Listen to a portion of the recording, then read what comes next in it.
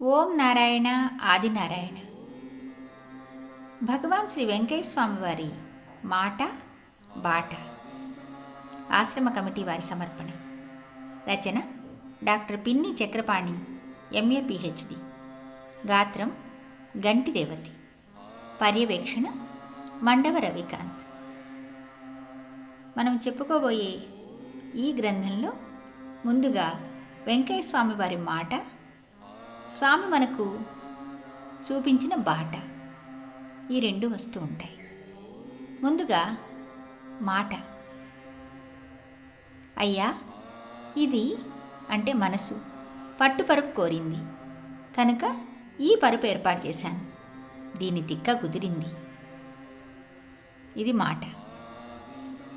బాట.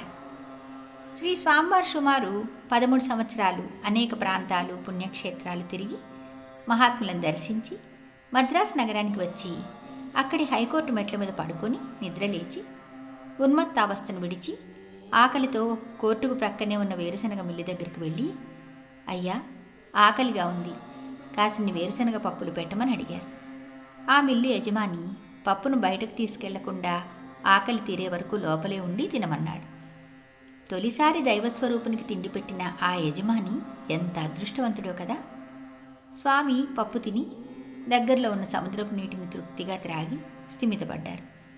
ఉప్పు నీటిని త్రాగి ప్రాణాలతో జీవించడం మహాత్ములకే సాధ్యం. అందుకే భగవాన్ శ్రీ వెంకయ్య స్వామి మహాత్ములు, దివ్యులు.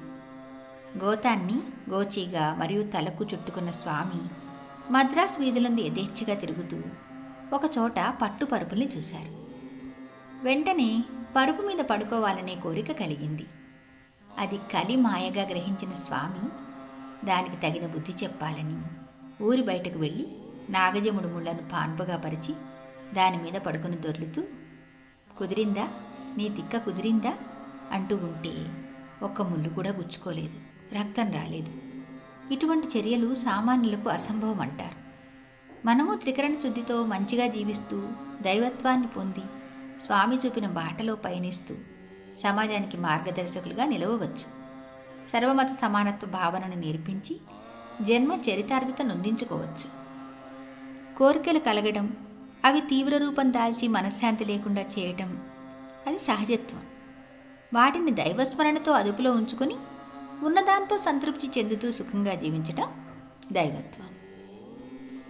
సంఖ్య 2. మాట. అన్నా అనాలమ్మా, పేరు పెట్టి పిలవకూడదు. బాట.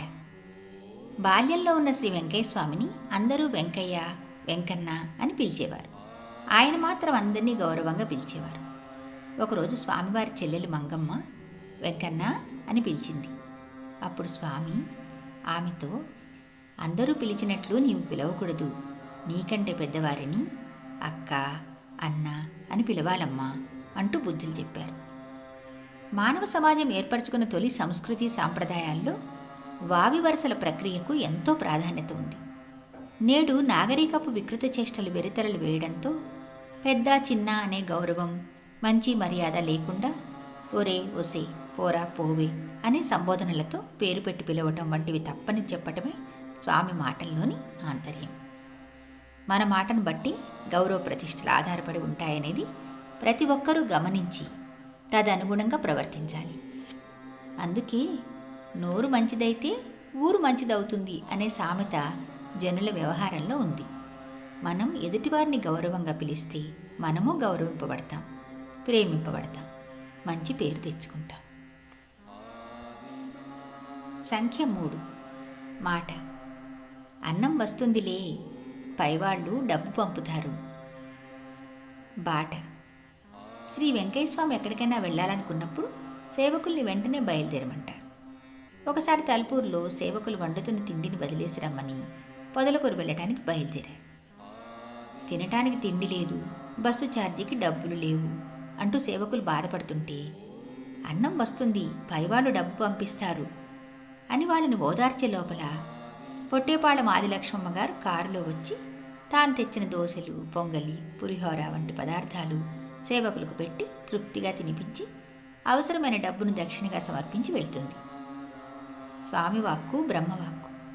వారి బాటలో నడిచిన వారికి అన్నవస్త్రాలకు మనశ్శాంతికి ఎప్పుడూ లోటుండదు. స్వామి సర్వాంతర్యామి. ఈ విషయాన్ని ఈ మాట మనకు తెలియజేస్తుంది.